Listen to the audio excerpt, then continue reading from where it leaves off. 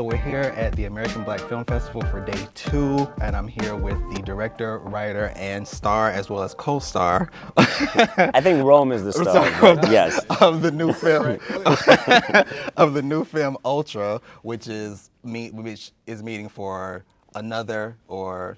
What is it? No, you got it right. Or other? Another. Okay. Yeah. All right. So we'll start with you, Armani, as the director. Why did you want to tell this story? I mean, I think that throughout our lives, we always want another second chance at love, and we kind of like will do in our heads crazy lengths to get the person that we think we're supposed to be with.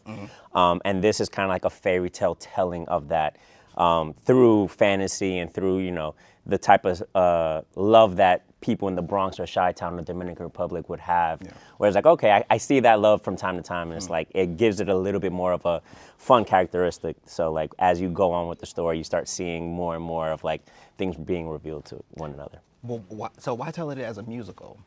I think dance also is a universal language where you may not know the songs, but it kind of puts the audience in a specific type of mood, and it makes them kind of like enjoy themselves a little bit more and kind of like let go of the barriers of like, oh, like this is not something that I would typically hear or want to see, but the dance kind of like lets you like let go and enjoy a little bit. Now this is done in one shot. So for people who aren't familiar with it, what does it mean to film something in one shot? So it's like one continuous take essentially. So it's a lot of planning, a lot of choreography, not only for the actors, but also the camera. So essentially it's the camera never stops moving from beginning all the way to end. Okay. And obviously we shot it, I think, in 35 shots in the course of 14 days. But with VFX and through clever blocking, we were able to kind of like cover it all up. Does that make it easier, I guess, timing-wise? Hell no.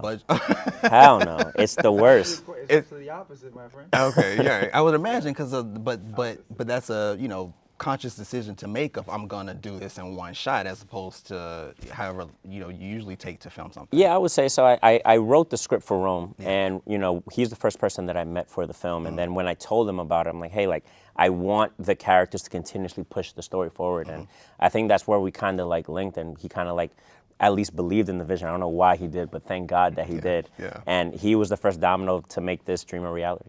Now see, Rome, it's not every day that somebody writes a film for you, so I can imagine that was one key factor for you to say yes, but what else made you decide to get on board? I won't say that's a key factor why I said yes. I mean, the thing is, the opportunities will come. It's just about being present to sift through the ones that are worth your time. We only have 24 hours in a day. Right. I can only be in one place at one time. So committing to doing this movie with him meant that I wasn't committing to doing anything else for the most part. Yeah. But it was less to do about him writing it for me. It was more so to do about his passion. Okay. And I can always work with somebody, director, actor, whoever, if they lack an experience, but they make up for an ambition. Right. Because you can't buy that. Of course. You can't buy vision. Right. Like guys pay, you know, there's billionaires who don't know how to, you know, have a vision. He has vision. And it was very ambitious. And, you know, when he laid it all out for me, it didn't matter what he showed me on the laptop. I believed in him. I didn't know what he was gonna do. Yeah. You know, I didn't know he would fuck up. I can't praise him the whole time. We'll just edit around.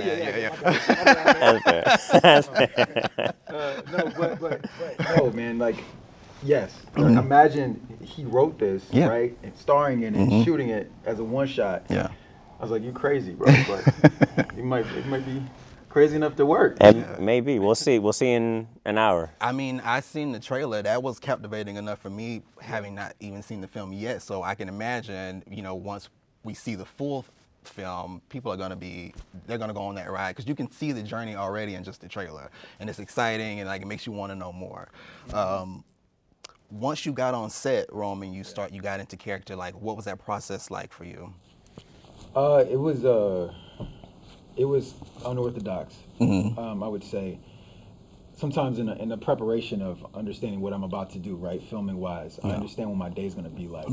I'm mapping out what scenes we're doing. I'm thinking about, you know, everything. But this was all kind of backwards a little bit because we were doing as a oneer. Yeah. So there would be days where we'd be shooting for like an hour, 2 hours, and we still wouldn't have anything.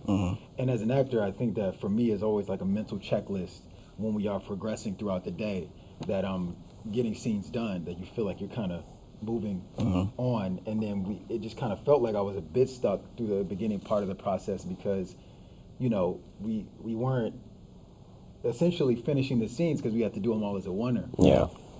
And so that was a thing that I had to adjust to. But it's all in service of breaking whatever comfortability that I had. That was the reason I did this project. You know? From the dancing aspect, from the Latino aspect, from being able to play a character like this and the way it's shot. I took on this opportunity because I wanted to be a little bit outside of the norm of things I had already done before. Yeah. So, and also just working with him was just so easy. I mean, it's not like it's hard. It was more like a family. Yeah. Like immediately, with all of us with a common goal, especially like when you're working on like indies such as this one, which is, you know, already difficult enough. Like everyone has to be pulling the same direction. Right. And I felt like from the beginning we all kind of did. And when it's over, you're like, that was quick. You know what I'm saying? For real. We were all over filming this movie. Yeah. You know what I mean? And I commend him for that because he didn't cut those corners. He wanted to be actually in those places. You know, when we shot in the what's the canyon? Cardiac Canyon. Yeah. We shot in those locations that you see in the movie. You know, when they shot in the sand dunes, they went. I didn't. It was too early for me. But they went early before the sun came up. You know, to get that particular shot. And working in a space as a wonder, like, you know, especially in the elements, we are on God's internal clock because there's no lighting. The lighting is God. You know, like the lighting is the sky. Once the light is gone and we done shooting for the day. Yeah. So we were immediately pressed on time, and so it just made it fun. It made it challenging, and we made a movie. Yeah, we made a movie. This guy was like, "I'm gonna star in it too." That was purely because of money. That was purely because of money. We couldn't get another actor with enough time and with everything. But it's a tremendous hat off to all the actors. Seriously though, because it is such a difficult thing to do a oneer, let alone an independent oneer, where the blocking has to be just right. And then, you know, there would be days where we would try to get the perfect take, because that's essentially the whole movie is a consistent series of perfect takes. And everyone had the perfect attitude. Every single person showed up to rehearsals and was just ready to kind of like breathe life into these characters, because, you know, it's something to write something on the page, but for what they've done and like what they bring to set, and that magic is what makes the film possible, you know? Yeah. Like I said, even though we've seen the trailer, you know, you can get a feel of like the Latin community in this story.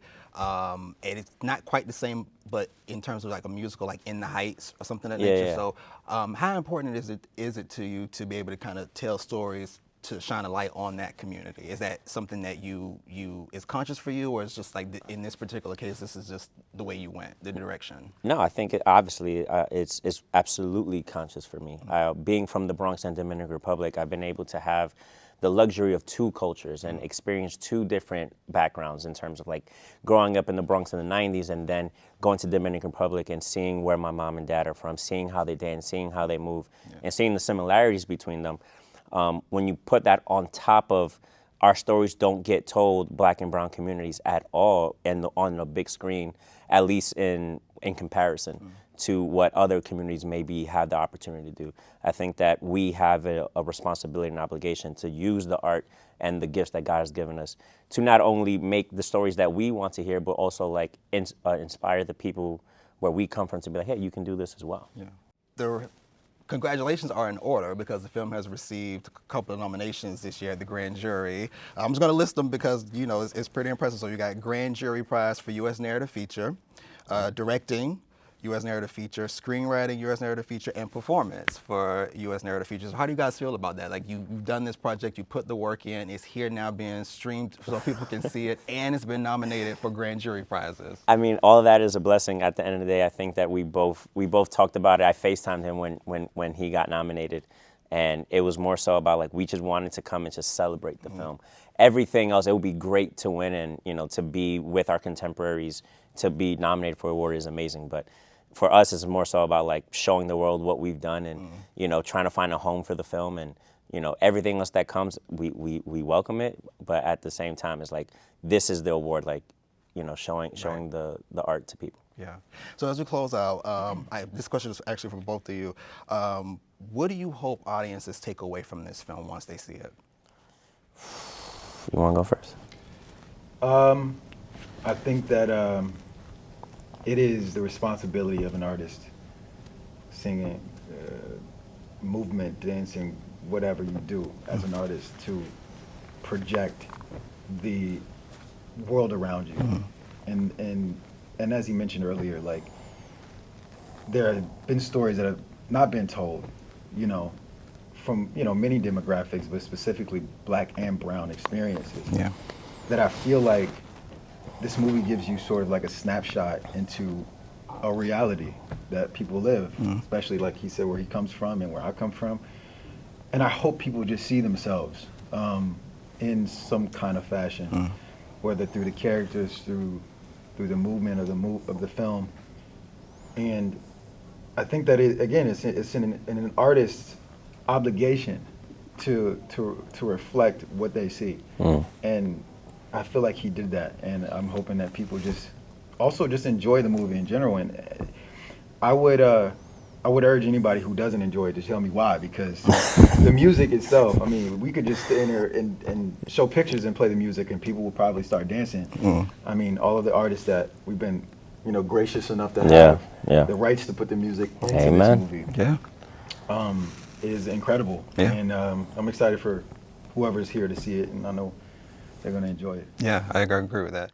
And you? I mean, I think he said it all. The only thing that I'll chime in to say that I hope that people know that they're worthy in terms of everything that they dream of, they can make a reality. And I think that the film is a testament to it. And at the same time, it's like, I hope, like he said, that people just have fun when they watch it. It is a very fun film. It's a very unique film where you sit down, you watch the whole thing, and you leave. And if you want to take it on surface level, it's a great time. If you want to go deeper, it challenges a lot of things in terms of free will and all these other things, but it's something where you're gonna leave and be like, I had a good time, you know, and that's something as an entertainer, as entertainers, you know, we always want to give something to the audience to take home, so I hope they take that. Thank you for the time, Junior. I appreciate it. All right. Rome Flynn. Thank you, guys. Appreciate you. Thank you so much.